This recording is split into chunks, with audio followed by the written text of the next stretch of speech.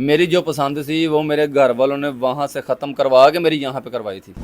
Relation का कभी शक नहीं हुआ। ये मामला होते रहते थे कि जिस तरह मेरे ससुराल वाले हैं ना, वो मेरी बीवी को बहुत गलत गाइड करते थे। की पसंद से शादी हुई मेरी बीवी की पसंद थी और शायद 10-11 साल से वो मुझे पसंद करती थी। उस्मान ने, हमजा ने, तीनों ने मिलकर मेरी माँ का डंडे मार के, जूतियाँ मार के, करंट लगा के इसने कत्ल कर दिया। मेरी मिसिज़ के और मेरी बहनोई की ये फ्रेंडशिप रिलेशन जो भी इनके मामला थे। पुराने गुसल मेरी वालदा की कमीज जब कटिंग करते हैं तो उनके गले से उस्मान की खून आलूद ऐनक मिलती है।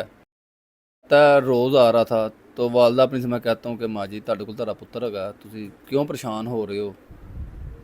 इससे पूछता था, कहता था कि यार मैं यहाँ पे कोई प्लम्बरी का काम करने आया तो मैं सोचा घर पे चक्कर लगा लूँ। और ये बिलाल नशे की गोलियां लेके हाँ, आता ये हमजा हमें बताता है कि जरा था। बिलाल उसी का भाई दूसरा। हाँ, मेरी बीवी का भाई, मेरा साला, मेरी बीवी मेरे मामू की बेटी है, मेरी अम्मी उस भाई उसकी फुफ्फो लगती थी।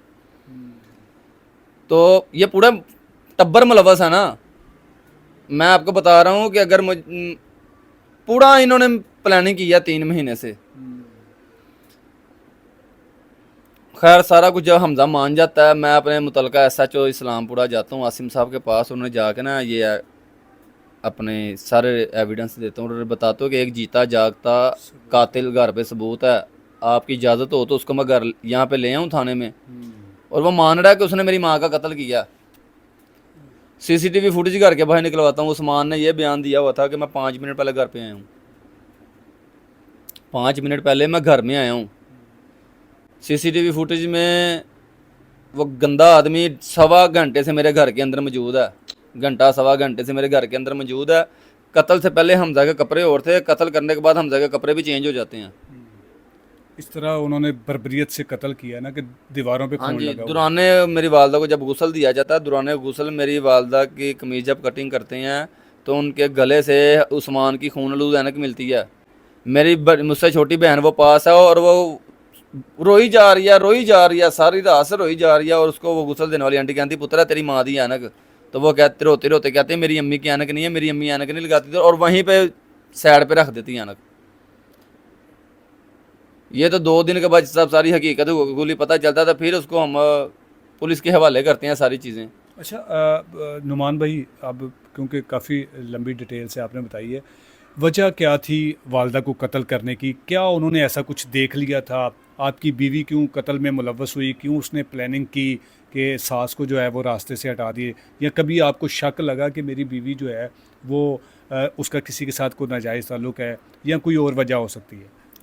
भाई मुझे रिलेशन का कभी शक नहीं हुआ। ये मामला होते रहते थे कि जिस तरह मेरे ससुराल वाले हैं ना, वो मेरी बीवी को बहुत गलत गाइड करते थे। गलत गाइड इस तरह करना कि तूने घर में किसी को वैल्यू नहीं देनी सिवाय अपने शोहर के। ठीक है। ठीक है। तो वो इस तरह के काम मामला होते भी थे और मैं उसे प्यार से ही समझाता था। कभी मैंने हाथ चला की, कभी आज तक मैंने अपनी बीवी पे हाथ नहीं उठाया था। आपकी पसंद से शादी हुई थी? मेरी बीवी की पसंद थी और शायद 10-11 साल से वो मुझे पसंद करती थी। मेरी जो पसंद थी वो मेरे घर वालों ने वहाँ से ख़त्म करवा के मेरी यहाँ पे करवाई थी। कि बड़ों ने बैठ के ये फ़ैसला किया कि जब मेरी जहाँ पे मेरी हाँ हुई थी ना, तो उन दिनों में ना मेरी वालदा को कोरोना हो गया, मेरी बाइक से एक्सीडेंट हुआ, मेरे शोल्डर में प्लेट डल गई। तो सब बड़ों ने बैठ के जिस तरह बातें होती हैं जी, वो कुड़ी मनू से इस तरह की बातें की, और मैं ऑपरेशन थिएटर में हूँ। तो रिश्ता इन्होंने ना ख़त्म कर दिया। पूरा 1.5-2 माह मुझे मोबाइल यूज़ करने की इजाज़त नहीं थी, मुझे बाइक चलाने की 3-4 महीने तक इजाज़त नहीं थी। मेरी बाजू ऐसी रही है, मैं बेड रेस्ट पे रहा हूँ। वहाँ से ना कर दी और मेरी यहाँ पे इन्होंने घर वालों ने फ़ाइट काफ़ी की मेरे साथ और मेरी वालदा ने कर दी। मेरी वालदा को कोरोना हुआ था और डॉक्टर ने बोला था ऑक्सीजन लगी हुई है कि इनको ना खामोश मौत है।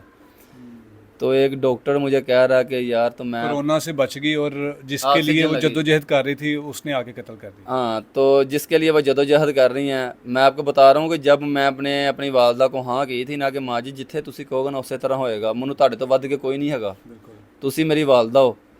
तो पाँव पकड़ के मैंने अपनी माँ से कहा कि माँ जी जिथे तुसी जिस तरह कहोगे ना मैं उत्थे खलोवांगा। आप यकीन करें कि ऑक्सीजन सिलेंडर लगाया हुआ है और गाड़ी में सिलेंडर समेत बैठ के मेरा रिश्ता लेने चले गई अपने भाई के घर, और उसको ये नहीं पता था कि वो अपनी मौत ख़रीदने जा रही है। अभी 8 महीने मेरी शादी को हुए हैं और उन्होंने ये गुल खिला दिया। मेरी वालदा को मेरी मिसिज़ के और मेरी बहनोई की ये फ्रेंडशिप रिलेशन जो भी इनके मामलात हैं हालत गैर इनका पता चल चुका हुआ था।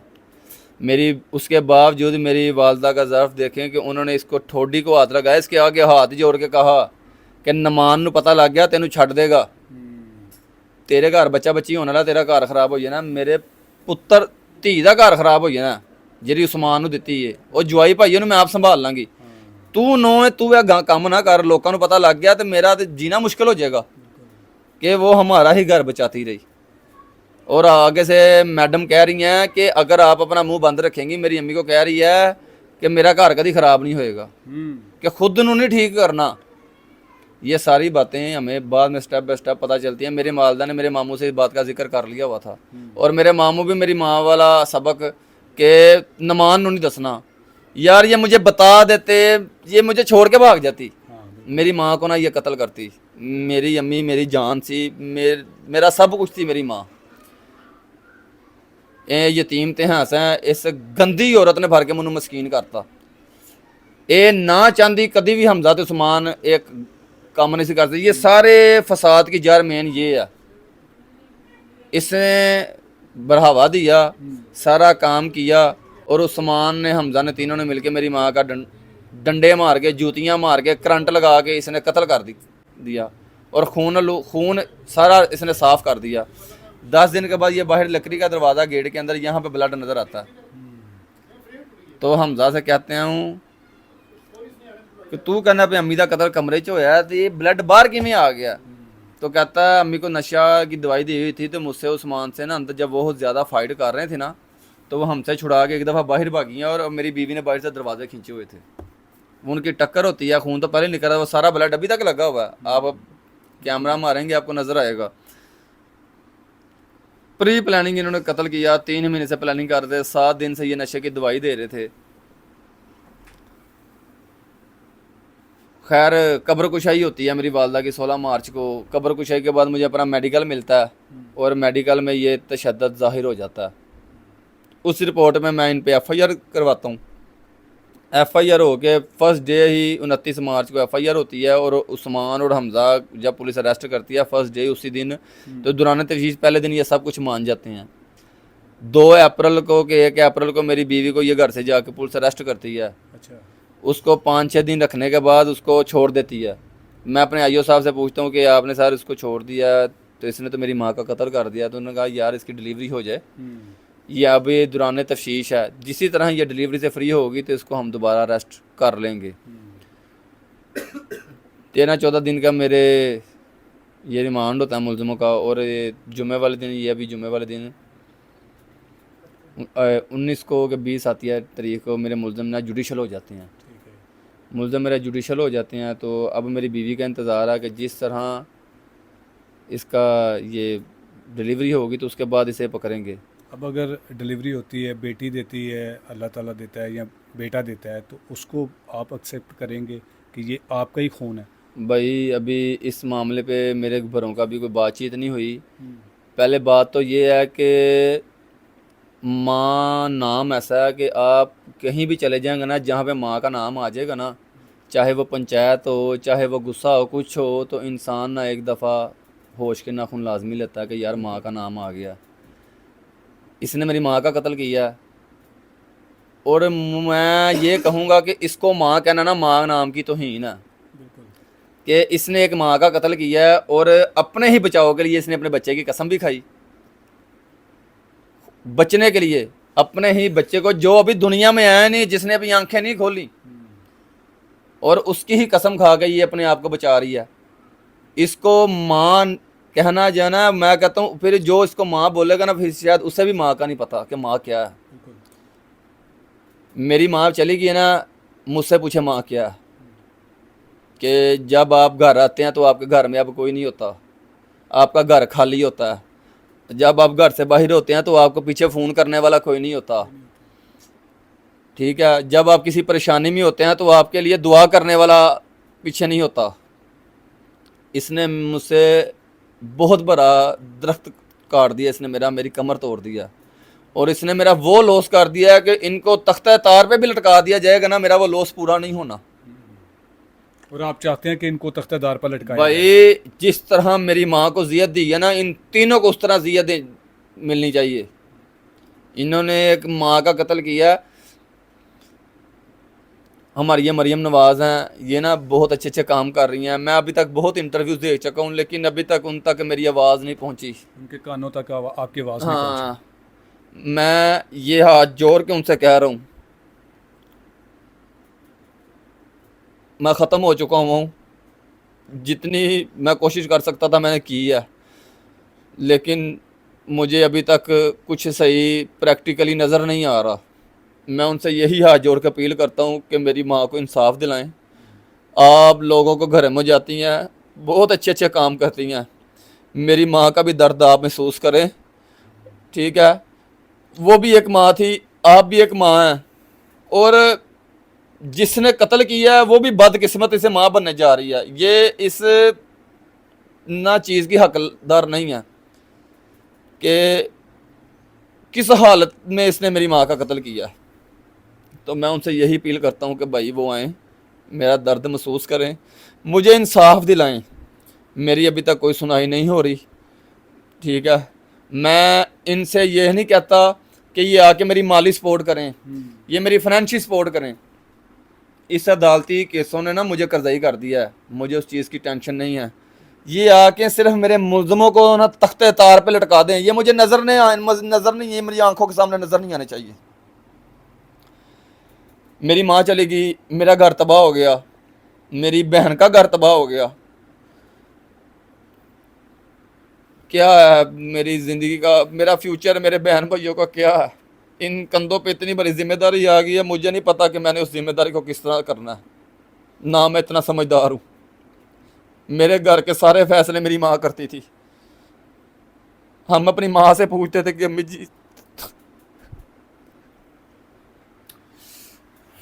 नाज़रीन, यकीन करें कि जब से मुझे इस मामले के बारे में पता चला और मैं जब से इनके घर आया हूँ, इनकी बहन का मैंने मौक़िफ़ सुना, इनके मामू का मौक़िफ़ सुना, इनका मौक़िफ़ सुना, मुझे यकीन नहीं है कि इस कदर जो खून के रिश्ते होते हैं वो किस तरह सफ़ेद हो जाते हैं। एक माँ को तड़पा तड़पा कर इन ज़ालिमों ने अबदी नींद सुला दिया, जिसने सिर्फ इतना कहा था कि अपनी हरकतें ठीक कर लो, लेकिन उसने अपनी हरकतें ठीक करने के बजाय उसने उस बूढ़ी खतून को ही इस दुनिया से रुखसत कर दिया। लोग कहते हैं कि गैरों के बजाय आप अपनों में अपने बच्चों की शादियां करें। आज ये अपने आपके सामने हैं। सोचें हम आखिरकार किस रिश्ते पर एतबार करें, कहाँ किससे कहें कि जी ये रिश्ता हमारे लिए जो है वो महफूज साबित हो सकता है। एक बेटी जिसका घर तबाह हो गया, एक बेटा जिसका घर तबाह हो गया, पूरे ख़ानदान में जो अफरा तफरी फैल गई, सब रिश्तेदार जो हैं वो खफा हो गए, रिश्तों पर से एतबार उठ गया। इनका सिर्फ एक ही मुतालबा है, मरियम साहिबा आप लोगों के घरों में जाती हैं, दाएं बाएं आपके कैमरामैन फिरते हैं, आप आएँ। ये आपकी नाक के नीचे इतना बड़ा सानिया हुआ है। अगर आप एक खातून हैं, अगर आप ख़ुद को समझते हैं कि आपके दिल में औरतों के लिए दर्द है, तो आपको आ जाना चाहिए था इस घर में। इस घर की तमाम ख़वातीन के सर पर आपने शफ़क़त का हाथ रखना चाहिए था। लेकिन ना जाने कहाँ आप किन ख़्यालों में गुम होते हैं या किन लोगों के घरों में आप चले जाते हैं। इनका आखिर में सिर्फ इतना सा मुतालबा है कि मुझे मेरी माँ के कत्ल का इंसाफ चाहिए। इन ज़ालिमों को इबरतनाक सज़ा दी जाए ताकि आइंदा कोई ऐसा घर तबाह ना हो, और ना ही कोई आइंदा ऐसी माँ जिसे तड़पा तड़पा कर कत्ल कर दिया जाए। वो बेटा जिसे बेटी देकर बेटा बनाया था, उस घटिया शख्स ने किस तरह उसने उस माँ को भालों से गिरेबान से पकड़कर उस पर तशद्दुद किया। उसे ये ज़रा ख्याल नहीं आया कि आखिरकार मैं भी कानून की गिरफ्त में आऊँगा। मैं समझता हूँ कि ऐसे लोगों को छुपाना नहीं चाहिए, बल्कि ऐसे लोगों को मंजरेआम पर लाकर जितना जलील हो सके उतना जलील करना चाहिए, जो लोग इस तरह रिश्तों की पामाली करते हैं। इजाज़त चाहूँगा लेने के बाद।